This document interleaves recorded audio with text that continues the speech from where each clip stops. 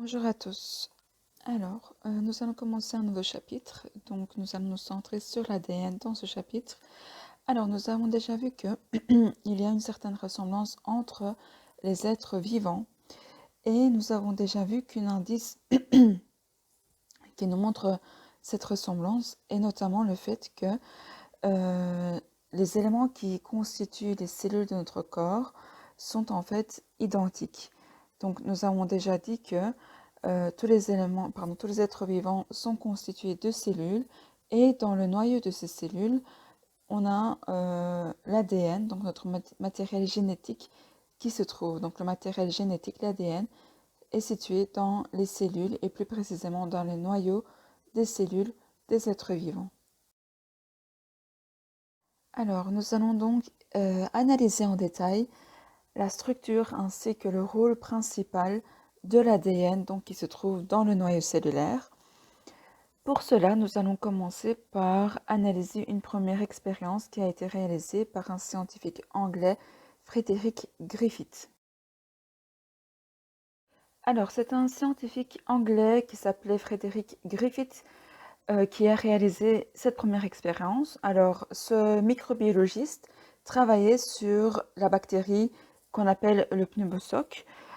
Et donc, cette bactérie est une bactérie responsable de la pneumonie des mammifères. Alors, on trouve deux formes de bactéries, donc deux souches de cette bactérie. La première forme est la forme qui est virulente et donc possède une capsule qui est une enveloppe qui protège la bactérie contre les attaques du système immunitaire. On désigne cette première souche par la lettre S, qui signifie donc lisse, car ces bactéries ont un aspect lisse. Et on trouve également une deuxième forme, une deuxième souche de cette bactérie, qui est non virulente et donc qui est dépourvue de cette capsule et qui a un aspect rugueux. Et donc c'est pour ça qu'on le désigne par la lettre R, donc pour désigner sa forme, son aspect rugueux. Pardon.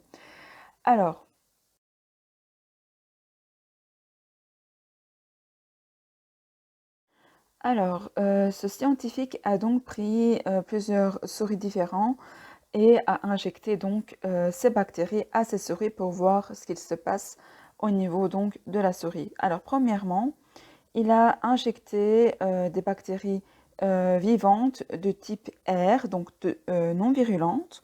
Et après l'injection, il a constaté que la souris restait vivante et donc que ces bactéries donc, ne présentaient aucun danger pour la souris. Ensuite, il a injecté des bactéries vivantes de type S, donc virulentes, à la souris et il a constaté que la souris était donc morte après l'injection de ces bactéries virulentes. Ensuite, ce scientifique a préalablement excusez-moi, détruite par la chaleur la capsule des bactéries qui étaient virulentes, donc des bactéries S. Et après avoir détruit donc la capsule de ces bactéries, il a injecté ces bactéries donc mortes à la souris et il a constaté que la souris restait vivante. Et enfin, il a injecté un mélange de bactéries de type S, donc virulentes tuées, et de bactéries de type.